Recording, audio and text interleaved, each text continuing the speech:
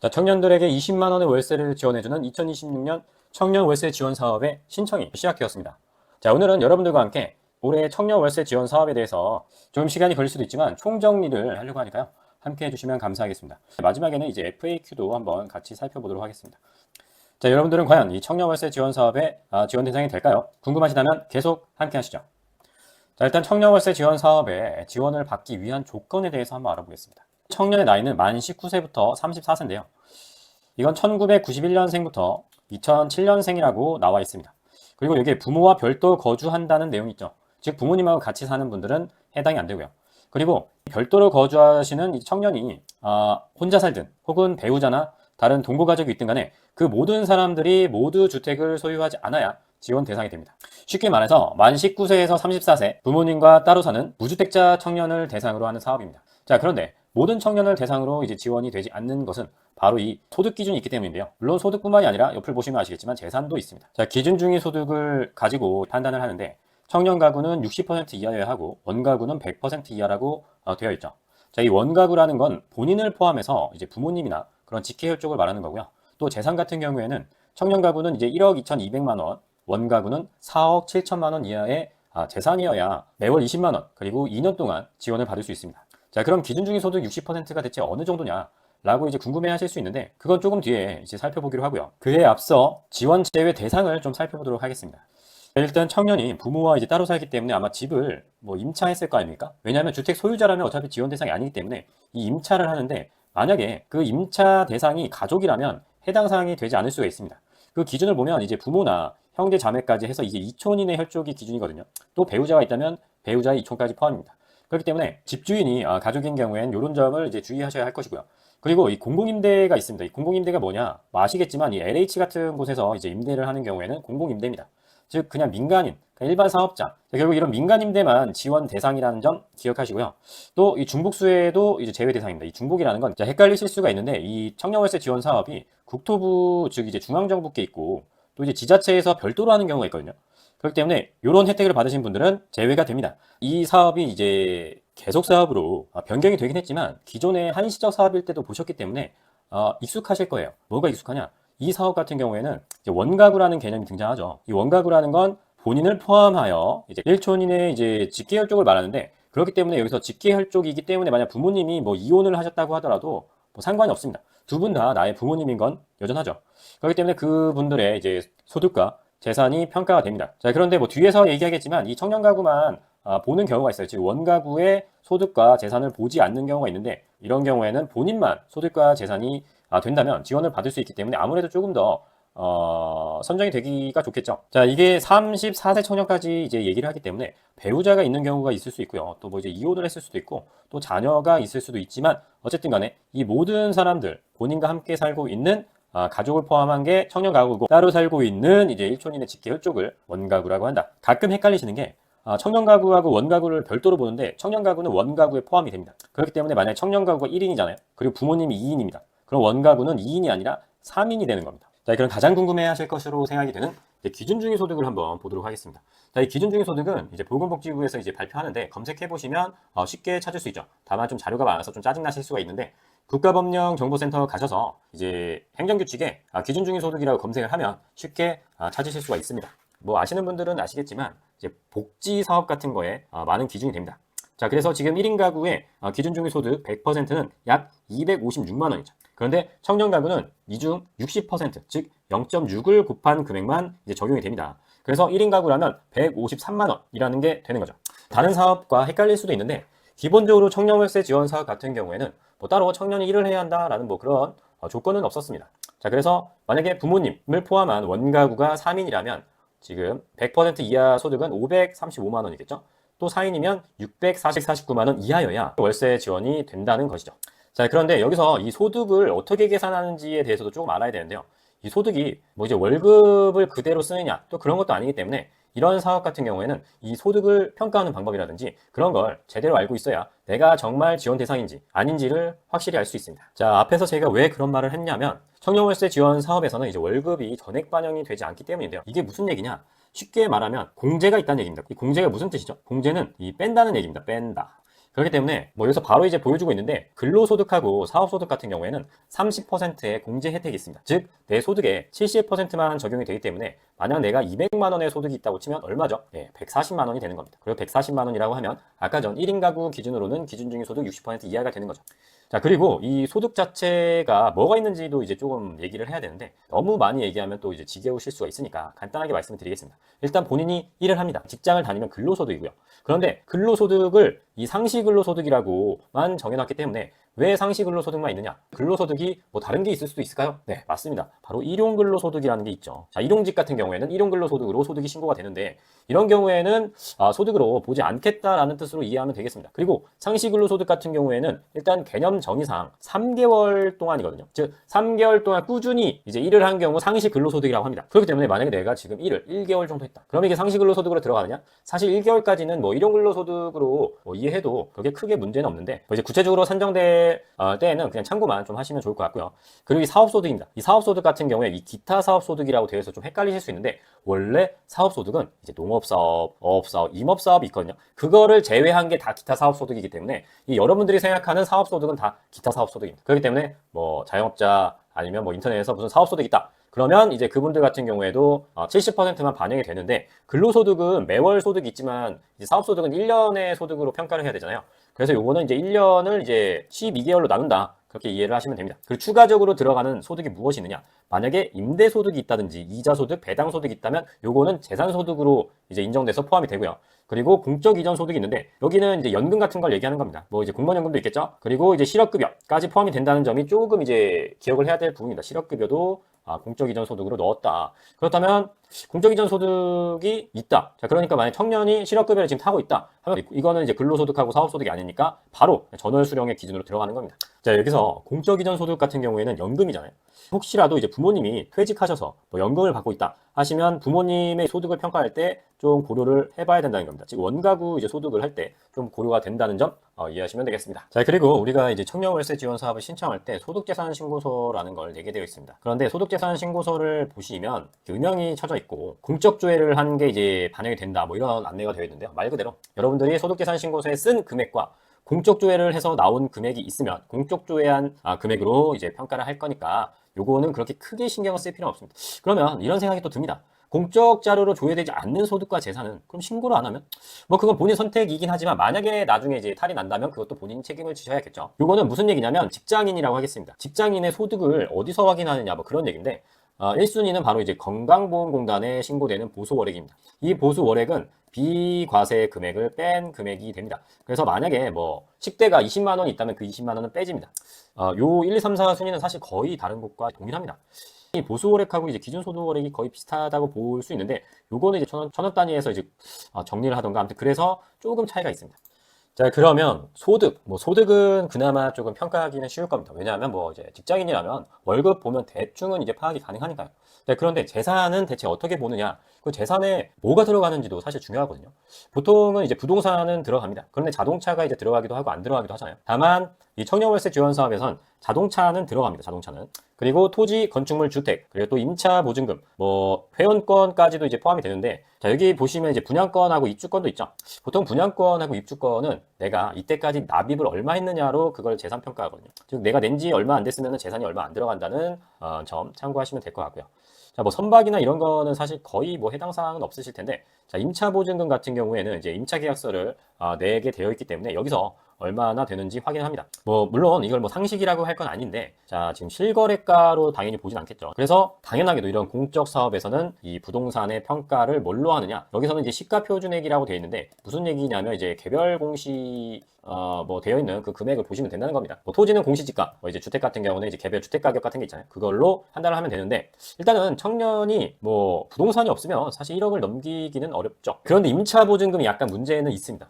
왜냐하면 요새 이제 부동산 임차 보증금이 좀 비싸긴 하죠. 어쨌든 그 부분이 조금 고려돼야 할 것 같고 두 번째로는 이제 금융재산이 없습니다. 금융재산은 따로 보지 않기 때문에 내가 지금 통장에 2억이 들어있든 뭐 3억이 들어있든 빵원이든 상관이 없다 이거죠. 자, 그러면 이제 원가구 이제 부모님을 포함한 이제 자산이 4억 7천만 원이어야 된답니다. 문제는 이제 수도권에서 자가를 소유하고 계시다면 과연 이 4억 7천만 원을 넘기지 않을 수 있느냐? 약간 이런 의문이 들거든요. 물론 저는 비수도권에 살고 있기 때문에 잘은 모릅니다. 최소한 5억 정도의 이제 거래가 되는 곳들이 많으니까 좀 어렵지 않을까라는 생각이 들고, 또 여기에 자동차도 포함이 된다라는 점 생각하시면 좋겠습니다. 네, 그리고 자동차도 이제 재산으로 들어가는데, 뭐 있어 보이려고 AI가 이렇게 만들어줬는데요. 뭐 사실 그렇게 큰 의미는 없습니다. 차량 가액은 뭘로 보느냐? 이것도 이제 좀 사순위까지 있는데, 첫 번째로는 이제 보험개발원에서 이제 조회를 할 수 있거든요. 거기서 나오는 차량 기준 가액으로 일단 평가를 합니다. 뭐 고급 자동차를 이제 소유하고 있다면 이런 지원 사업에서는 좀 불리하게 작용을 하겠죠. 그리고 재산에서 한 가지 좀 고려해야 할 점이 있습니다. 바로 이 부채인데요. 말 그대로 이제 빚이죠. 이 빚을 재산에서 어떻게 평가를 하냐에 따라서 재산이 많다고 할지라도 지원 대상이 되는 경우가 종종 있을 수 있습니다. 뭐 가능성을 얘기하면 언제나 그렇다고 하겠죠. 그래서 이 청년월세 지원 사업 같은 경우에는 이 부채를 적용은 하는데 아주 제한적으로 적용을 합니다. 자, 보시면 이제 주택구입이나 임차보증금 마련 용도의 대출만 인정이 되고요. 금융기관의 대출금하고, 물론 금융기관이 아닌 곳의 대출금도 있는데 요거는 다 증빙서류를 제출해야 됩니다. 이런 주의사항이 있는데 그 안내문을 좀 읽어보시면은 본인이 이제 부채를 차감받을 수 있을지 뭐 그런 거를 확인하실 수가 있습니다. 지금도 빚을 갚아가고 계시는 분들이 있을 거 아니에요. 그런 거를 통해서 생각한다면 조금 애매할 때 부채가 감액이 되는 거라 약간 희망이 이제 살아난다라고 생각할 수도 있죠. 자, 어쨌든 간에 여러분들이 아까 소득에서도 말씀을 드렸지만 이 총 재산 가액이 이제 청년 가구, 원 가구를 어떻게 계산하느냐. 자, 토지 건축물 등의 일반 재산, 임차 보증금도 여기입니다. 더하기 자동차, 그리고 이제 부채를 더하면 된다. 자, 어렵지 않죠. 모의 계산을 이제 좀 제공을 하기 때문에 그걸 또 활용하시면 되는데, 문제는 어차피 모의 계산에서는 내 재산이 얼마인지는 모릅니다. 즉 본인이 재산을 좀 파악을 해야 된다는 점 기억하시고요. 자, 이제 청년월세 지원 사업의 조건, 지원 대상에 대해서는 다 왔습니다. 자, 이게 뭐 히든룰이라고 되어 있는데, 히든룰이라고 하기에는 조금 뭐한 게 숨겨진 게 아니라 그 안내사항이 나와 있습니다. 즉 이런 경우를 빼고는 다 원가구의 재산과 소득을 조회하니까 참고하세요라고 써 있거든요. 자, 그럼 어떤 경우가 있느냐? 뭐 5가지라고 되어 있는데 안내사항에는 4가지만 써 있을 겁니다. 근데 5가지도 아마 고려해 볼 수 있는데, 이거는 좀 담당자님이 있으시면 그분하고 좀 상의를 해보시면 좋을 것 같아요. 일단 첫 번째, 연령이 있습니다. 이게 만 30세 이상의 청년이라면 그냥 부모님하고 별도 거주하고 있는 것만으로도 원가구 심사를 안 봅니다. 왜냐하면 지금 이 별도 가구로 보는 기준이 기초생활보장 사업을 준용하는데, 거기에 만 30세 이제 미만까지는 아무리 따로 살더라도 그냥 같은 가족으로 보거든요. 자, 그런데 혼인, 그리고 이제 이혼, 즉 혼인 경험이 있거나, 그리고 지금 자녀를 이제 양육하시는 분들, 즉 여기에 미혼부, 미혼모라고 되어 있죠. 자, 이런 경우에는 당연히 이제 청년 가구의 소득과 재산만 봅니다. 그런데 이것 외에 조금 확인해 볼 필요가 있는 게, 자, 아까 말씀드렸다시피 30세 미만은 아무리 따로 살아도 부모님하고 같은 가구로 보는 게 기본인데, 만약에 청년이 일을 합니다. 일을 해서 소득이 기준중위 소득 50% 이상이면 독립적으로 경제생활을 하고 있다고 보기 때문에 이것도 원가구를 제외하고 그냥 청년 가구만 보겠다 이겁니다. 이게 이제 기초생활보장사업에 나오는 내용이거든요. 자, 그런데 기준중위 소득 50% 이상이면 얼마일까요?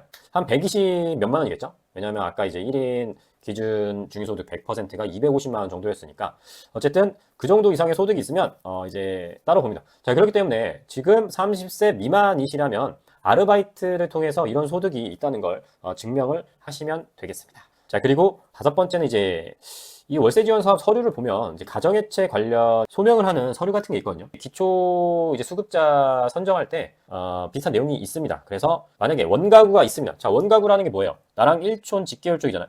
그런데 이 사람들이 연이 끊겼습니다. 연이 끊겼어. 근데 무조건 연이 끊겼다고 하면은 이거는 좀 인정하기가 어려운 게 그냥 주장만 할 수 있잖아요. 그래서 이 가정해체라는 걸 보면 가정폭력이라든지 뭐 그런 사유를 일단은 확인하고 나서 진행이 됩니다. 뭐 그런 건 참고하시면 될 것 같고요. 그래서 여러분들이 쉽게 월세 지원을 받으려면 사실은 원가구 재산과 소득을 안 보는 게 가장 좋아요. 뭐 당연한 얘기죠.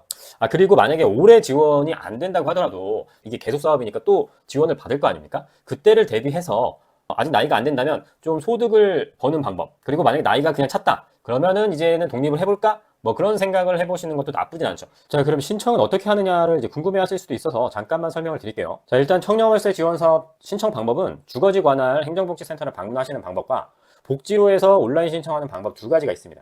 자, 그런데 이 2가지 방법에 따라서 제출하는 서류가 조금씩 달라요. 그리고 어차피 온라인 신청을 하더라도 필요한 서류는 준비를 하셔야 됩니다. 예를 들어서 가족관계증명서 같은 게 필요하고 뭐 소득재산 신고서라든지 이런 게 필요하기 때문에 그런 거는 이제 각자 확인해서 준비를 하시고요. 신청은 이제 복지로 사이트에 들어가신 다음에 일단은 로그인을 합니다. 일단 로그인을 하세요. 로그인을 한 다음에 여기 서비스 신청을 가보시면 이제 여기에 청년월세 지원 사업이 나옵니다. 거기서 신청하기 버튼을 누르면 이제 이런 식으로 청년월세 지원이 이제 진행이 됩니다. 내용을 보면 그렇게 어렵지가 않아요. 신청서를 작성하고 나중에 구비 서류를 내야 하는데, 그런데 이제 신청 전에 이제 모의 계산이 필요하다고 하시면, 자, 이게 복지 서비스 이제 보시면 이제 모의 계산이 있습니다. 자, 청년월세 지원 사업 있죠? 한번 볼까요? 자, 이 출생연도 요 안에 들어가시는 분 아니면 이제 지원이 안 되기 때문에 어떻게 보면 쉽게 알 수 있습니다. 뭐 2000년생이라고 하고 이렇게 치면 다음이 나옵니다. 자, 이게 약간 제가 아까 설명을 드린 거를 복습하는 셈 치고 뭐 얘기를 해보자면, 자, 부모와 동거 예 하면 안 되겠죠. 당연히 안 됩니다. 아니오야 부모와 동거를 하지 않아야 대상이고요. 혼인은 상관이 없습니다. 뭐 하든 말든 크게 상관이 없는데 이제 내야 할 서류가 있을 수도 있습니다. 사실혼 같은 경우에도 있고요. 그리고 내가 중복수혜를 받고 있느냐? 아닙니다. 그럼 넘어가죠. 자, 그리고 청년 가구원이라고 하는 게 뭔지를 설명해주고 있죠. 처음에 이게 나인가 아니면 가족도 포함인가 이렇게 생각할 수가 있기 때문에, 자, 아무도 소유를 하지 않아야 하고요. 분양권 입주권도 해당이 되니까 꼭 확인하셔야 됩니다. 그리고 임대차, 내가 지금 공공임대에 들어와 있다. 그러면 월세 지원 대상 아니죠. 그리고 지원 제외 주택 항목을 보면 이게 뭐냐? 아까 전에 제가 이제 말씀드린 거예요. 제외 대상 다시 뭐 가족한테 이제 임대차를 했다든가 그런 경우에는 지원 대상이 아니라는 점. 그리고 임차 계약 방식을 말씀 안 드린 것 같긴 한데 전세는 안 됩니다. 월세가 무조건 있어야 하기 때문에 반전세나 뭐 어쨌든 간에 월세는 있어야 됩니다. 자, 그리고 이제 임차 계약 임차료를 뭐 얼마를 넣어주면 돼. 이건 뭐 그렇게 크게 상관은 없고요. 어차피 20만 원이 지원이 되는데 만약에 20만 원보다 적다. 뭐 그런 경우에는 실제 금액이 지원이 됩니다. 자, 그 뒤에는 가구원 소를 입력하고요. 이 주거급여를 받고 있다면 재산조사가 생략이 됩니다. 소득과 함께. 자, 그래서 여기에 소득과 재산을 입력하게 됩니다. 그런데 제가 지금 혼인을 눌렀기 때문에 이렇게 청년가구만 나오는데요.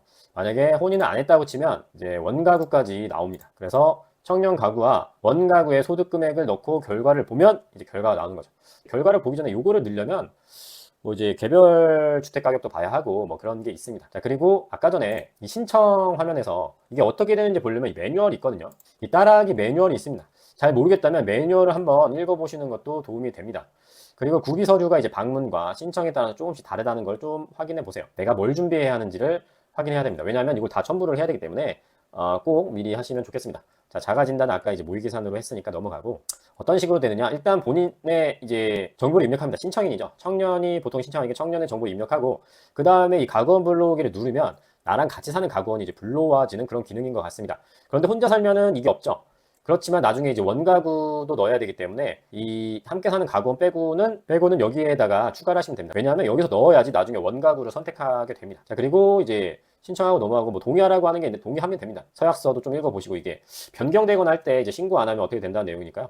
좀 읽어보시고, 그 다음에 방문 신청하면 통장사본을 제출해야 되는데 여기서는 그냥 입력만 하면 됩니다. 그러니까 온라인 신청할 때는 그냥 입력만 하고 넘어갑니다. 아까 전에 입력했던 가구원이 청년 가구인지 원가구인지를 이제 체크를 하게 됩니다. 자, 엄마는 이제 원가구죠. 근데 본인도 원가구입니다. 뭐 이런 걸 헷갈리시면 안 될 것 같고, 지자체 월세 같은 경우에는 이게 만약에 10만 원이라서 적으면 나머지 10만 원을 여기서 지원을 해줍니다. 근데 보통은 아니라서 선정 자체가 안 될 것 같은데 그 부분하고 이제 임차계약 관련된 내용을 적고 넘어갑니다. 자, 그리고 온라인 신청할 때는 이 소득재산 신고서에 제출이 없고요. 다만 그 따로 공적 자료 조회해서 나오지 않는 부분에 대한 입력만 합니다. 뭐 소득재산 뭐 이런 거 있죠. 이거만 입력하면은 이제 온라인 신청은 되는데, 방문 신청할 때는 일단 그 소득재산 신고서 제출을 하긴 해야 돼요. 내용은 뭐 간단히만 적어도 상관없을 것 같습니다.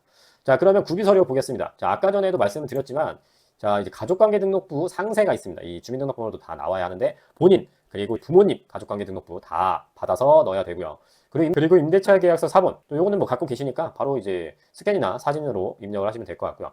그리고 이제 월세 이차 증빙 서류가 있습니다. 즉 내가 월세가 있다는 걸 보여주는 겁니다. 왜냐하면 뭐 계약서에도 나오긴 했는데 이게 월세를 또 이제 누가 이체했느냐도 관련이 좀 있더라고요. 예를 들어서 뭐 삼촌이 이체했다. 이러면은 지원 대상이 안 되는 걸로 알고 있는데, 왜냐하면 2촌 이내까지만 뭐 인정이 되는 걸로 제가 FAQ에서 본 것 같습니다. 어쨌든 이거는 그냥 계좌 이체 내역을 첨부하시면 돼요. 최근 3개월 이내로. 그리고 이제 기타 제출 서류, 본인에게 해당되는 거를 이제 제출하시면 됩니다. 자, 이걸 보면은 그렇게 신청 방법이 어렵지가 않습니다. 네, 그리고 국토부의 매뉴얼을 참고하세요. 그냥 국토부의 매뉴얼이 있어가지고 요거를 참고하시면 됩니다. 내용이 이제 조금 헷갈리는 부분에 대한 FAQ가 잘 되어 있어서 자, 여기 보시면 월세를 3천 입금한 경우도 인정이 되나요? 이런 부분이 있죠. 제가 아까 전에 말씀드렸던 겁니다. 자, 가상화폐 뭐 주식으로 인한 소득도 파악하나요? 라고 되어 있는데, 이게 세금을 낼 정도로 이제 그러니까 소득 신고를 한 내용이 있으면은 뭐 이제 들어간다고 보시면 돼요. 소득 신고를 하게 되면 이게 배당이나 뭐 이런 소득으로 이제 되지만 그냥 들고 있는 거는 뭐 아무런 상관이 없다. 뭐 그렇게 이해하시면 될 것 같습니다.